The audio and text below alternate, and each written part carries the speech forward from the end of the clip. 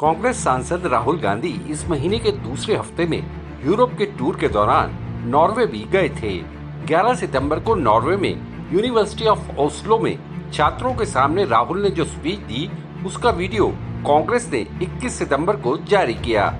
इसमें राहुल गांधी को साफ कहते सुना जा सकता है कि विपक्षी गठबंधन सत्ता में लौटा तो पहला काम क्या करेगा।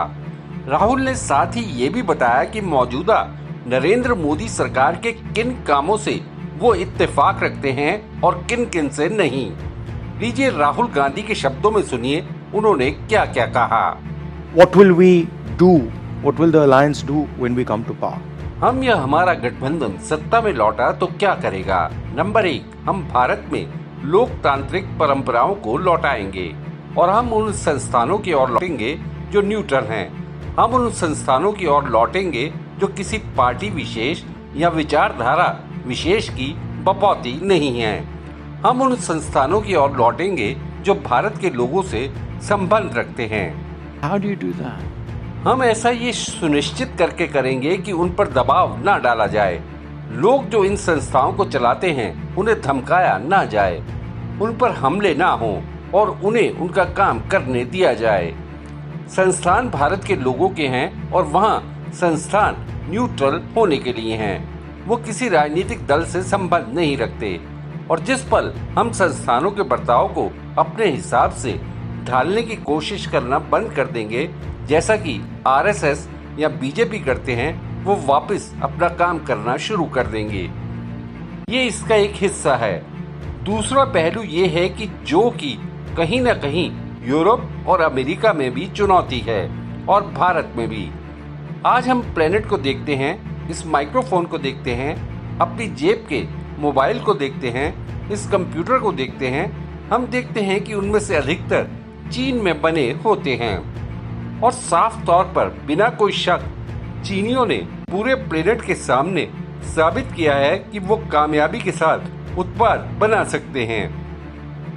वो किसी की भी तुलना में बेहतर मैन्युफैक्चर कर सकते हैं, लेकिन वो ये बलपूर्वक और अलोकतांत्रिक माहौल में करते हैं। ये उन्होंने सबके सामने दिखाया है।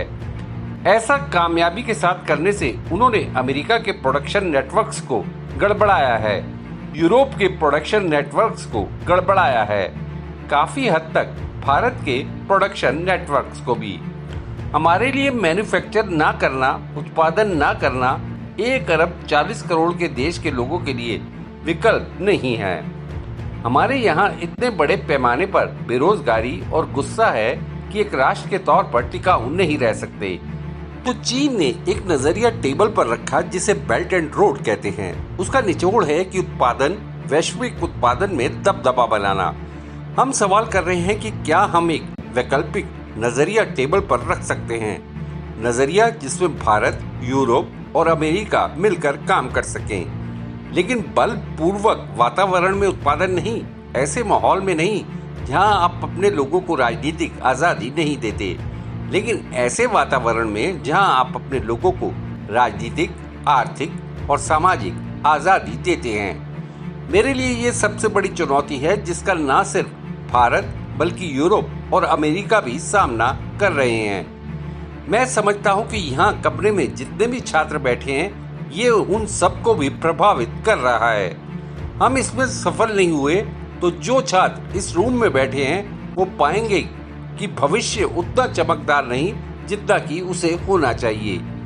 तो ये है अहम निचोड़ उस काम का जो हम करना चाहते हैं और इसके लिए जो मुख्य चीजें चाहिए वो हैं इंफ्रास्ट्रक्चर, विविध प्रकार के शिक्षा तंत्र, लोगों के लिए संरक्षण। तो ये है केंद्रीय धुरी और उसके लिए आपको जो सपोर्ट करने वाले ढांचे चाहिए। आखिर में जो सबसे बड़ी बात है, जो मैं निजी तौर पर सबसे अहम मानता हूँ, वो है कि देश में बहुत बड़ा ग्रुप, बहुत बड़ा हिस्सा जिसे भारत की तरक्की और कामयाबी में शामिल नहीं किया गया। जब आप भारत को बाहर पश्चिम से देखते हैं तो आपको भारत में बहुत कामयाबी, बहुत तरक्की नजर आती है, लेकिन जब आप भारत को अंदर रहते हुए देखते हैं तो निचली जातियों के समुदाय, आदिवासी समुदाय, अल्पसंख्यक समुदाय, दलित समुदाय के लोग उसका हिस्सा नहीं दिखते। उन्हें सीधे शब्दों में इसमें शामिल नहीं किया गया है और ये वो बात है जिसका हल ढूंढे बिना भारत कभी सफल नहीं हो सकता। इन समुदायों को बड़े स्तर पर शामिल किया जाए, न सिर्फ शामिल किया जाए सिर्फ आर्थिक तरक्की और संपदा के हिसाब से नहीं, बल्कि सामाजिक सम्मान और संरक्षण के हिसाब से भी। तो ये है वो समग्र खाका जिसके बारे में हम सोचते हैं। और क्या है वो जिस पर बीजेपी से अलग राय नहीं रखते? वो है संभवतः कुछ काम जो उन्होंने इंफ्रास्ट्रक्चर में किया। हम उनसे उस पर सहमत नहीं जो उन्होंने शिक्षा के सिस्टम के साथ किया। उन्होंने इतिहास को मिटाने की कोशिश की, जिस पर हम उनसे इत्तेफाक नहीं रख सकते। कुछ काम ऐसे हैं जो उन्होंने हेल्थ केयर में किए, हम उनसे संभवतः सहमत होंगे।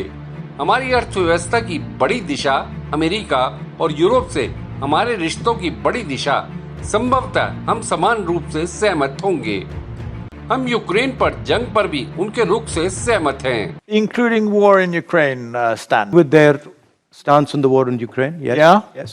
You don't want to come over to our side on... ये मामला आपकी या उनकी तरफ जाने का नहीं। हम पूरी तरह से हिंसा के खिलाफ हैं और पीड़ा जो यूक्रेन के लोग महसूस कर रहे हैं या रूसी जो यूक्रेन में जान दे रहे हैं, हम सोचते हैं जल्दी से जल्दी ये सब रुकना चाहिए। और हम समझते हैं कि 21वीं सदी में यूरोप के मध्य में जंग का होना अच्छा आइडिया नहीं है। ये आइडिया यूरोप हमारे लिए सबके लिए खतरनाक है। लेकिन बड़ा देश होने की वजह से हमारे लिए कई लोगों से रिश्ते हैं। हम इस तथ्य की अनदेखी नहीं कर सकते।